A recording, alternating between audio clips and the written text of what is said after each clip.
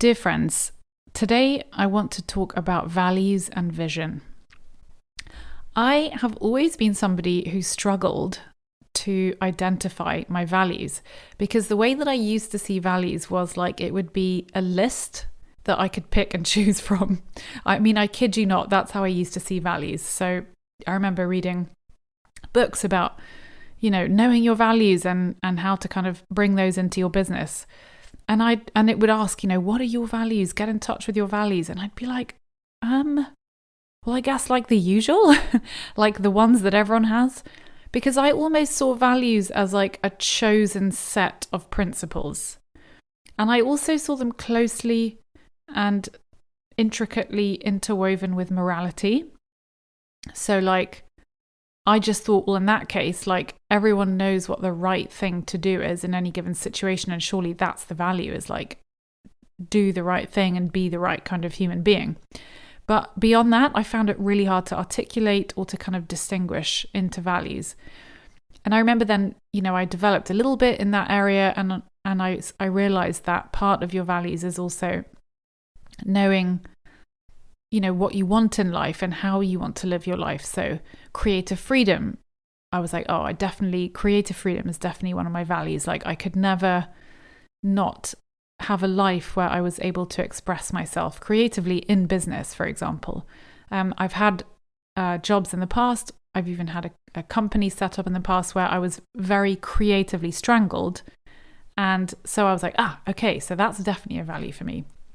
But generally speaking, I found it hard to identify values because I was kind of so flooded with everybody else's values and flooded with all of these kind of external, like we talked about in the last episode, external kind of frameworks and constructs that it was like a menu that I could like pick and choose from. So I had no kind of somatic, visceral or true connection to my core values.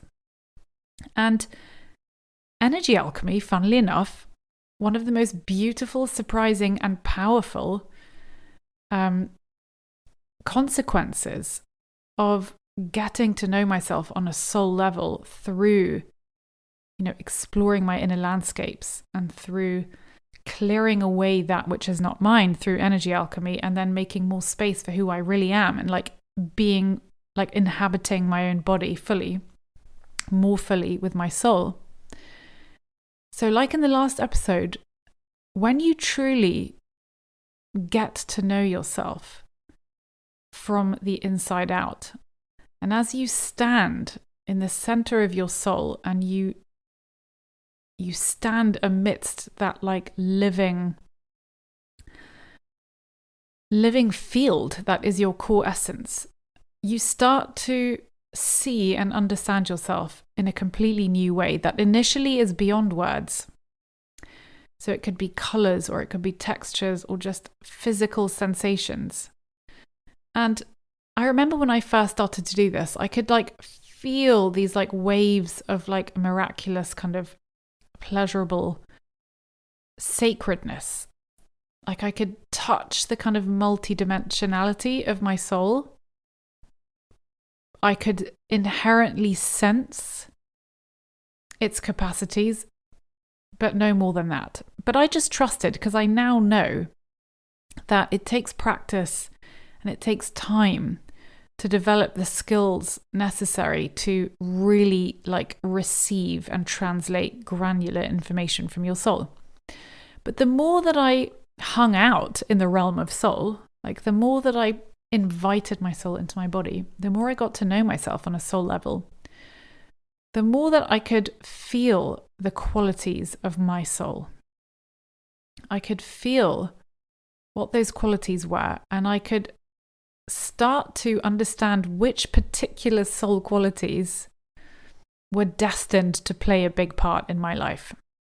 Because obviously, each one of us is here for a reason, and on a soul level, your soul is here to express, experience, and embody soul qualities of soul. And the way that it does that is going to be different for every single one of us. But ultimately, you can attune to the soul qualities that are kind of most prevalent in your life, like in the map of your life. Because of course your soul and my soul contains, we're fractals of the universe. And so we have all the soul qualities, the full spectrum of soul qualities, but you can start to sense which ones are most alive for you. And so I could sense there was like a particular soul quality that over the last 2 years has played a major role in who I am becoming. And that is the quality of sovereignty. Sovereignty is a quality of soul. Sovereignty, to me, means many different things. And on any given day, the way that sovereignty shows up in my life is going to look different. But right now in this conversation, to me, sovereignty is being able to be in right relationship with everything in life, with everything around me, with the people, with the places, with the constructs and systems and structures of life. How can I fully inhabit my place within the wider ecology of my life, and how can I be in right relationship to that? How can I see things for how they really are, and how can I engage with that? And so that takes so many different forms, right? But, sovereignty can express itself in having healthy boundaries. It can express itself in you being able to see somebody's gifts, even when they can't. It can express itself in you standing in your power in a difficult situation. It can express itself in your family dynamic, in your business dynamics. I mean, there's literally endless ways that sovereignty can show up. For me personally, it's been like a really big lesson over the last few years. And so I've developed like a very intimate relationship with the quality of sovereignty. And I have devoted myself to being in relationship with the soul of sovereignty. And just like we talked about in a previous episode, consciously and devotedly attuning myself to the pattern or the blueprint or the seed of potential within the quality of sovereignty, knowing that it's not just like a sort of inert concept that I can read about or describe. Sovereignty is a living quality. It's alive and it has like a field of activity. And the way it shows up in your life and the way it shows up in my life and the way it's brought us together in this episode means that sovereignty plays a role in how things engage with each other, how people engage with one another. And so it plays a very active role in your life too. And so there are other soul qualities also that I've like identified as being really like major players in my life. But we're just going to talk about sovereignty for today. And so once I recognized that this is a quality of my soul that is going to be an enormous teacher for me and is going to play a really big role in my life, I realized the missing piece of the puzzle for me with values was, I now understand that the more that I understand sovereignty and the more that I embody its quality in my body, in my soul, in my life, the more that I see what is not sovereign in my life, and the less willing I am to participate in relationships, in structures or systems, in spaces and places that are not sovereign. And there, hey presto, was my first realization of what a value was for me. I realized that your values are simply translations of your soul qualities. So who you really are, who your core essence really is, translated into how you move around the world, honoring your soul qualities. And so then, now that I'd identified sovereignty as being a key core value for me, I could look around my life and all the places where I was not sovereign, and I could make changes.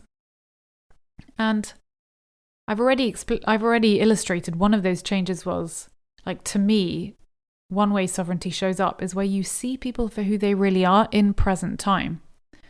So you kind of commit to washing away, moving away, wiping away the cloudiness of the filter of like all of your pictures, beliefs, assumptions, etc., that you have about somebody, and you look at them, you look at their soul, you see their soul. And that means that you see the entirety of them, you see them for who they really are, and immediately it puts you in right relationship with that person. And it means that you can consciously decide to serve whatever it is that's emerging between you and that person, because you're literally like choosing to go right into the heart of potential between the two of you and to serve that. And it doesn't mean that it's always going to be like, oh, a perfect relationship from that moment onwards. Not at all. It means that you have a point through which you can navigate through messiness or chaos, because you can recognize the boundary between you. You can recognize where you end and where that person begins, and you can see them for who they really are. You're in right relationship with that person. And the same applies to, for example, when I spoke in a previous little episode about how I can consciously step out of being in the field of collective fear. So back in the day during the pandemic, where I was really unable to kind of prevent my body being like colonized by collective fear patterns, and where I would like wake up gasping with panic and I'd be crying, and I didn't understand, like, why am I so scared? And then I would realize, like, what I'm feeling is not mine. And so just knowing how to deal with that, how to clean that out, how to dissolve and transmute, and how to take responsibility for what is mine, those are all functions of sovereignty. And I am now committed to the path of sovereignty. I have an intimate relationship with it as a quality. And so basically everything that I've talked about in these episodes is an expression of sovereignty. Choosing to live a life where I am in right relationship with everything around me, where I know what is mine, I know what is yours, I know what I need to take responsibility for, I know what I definitely do not need to take responsibility for, and seeing things as they really are. And how that translates into a life lived with vision is that because I am living constantly attuned to my own soul, I'm able to sense into what is naturally waiting to emerge. So in exactly the same way that I began to notice that sovereignty was a soul quality that was emerging as being like a major player in my life. And so I said yes to it. I said yes to it, and I cleared space for it, and I allowed it to be a guiding principle, like a North Star for me, and my life shaped itself around it. So that's exactly what I'm talking about. You're looking at what's emerging, and you are allowing your life to shape itself around it. And so naturally, when you live like that, you have a clear vision of where your soul is guiding you, of where you're going. A path unfolds. A path appears. And even though you might not see exactly where the path is going, you certainly don't see, what's around the corner necessarily. But what you are super clear about is like what that path is made up of, how you feel on that path, and that you are absolutely following and honoring your values, i.e. your soul qualities, and you are honoring the emergence of who you are becoming.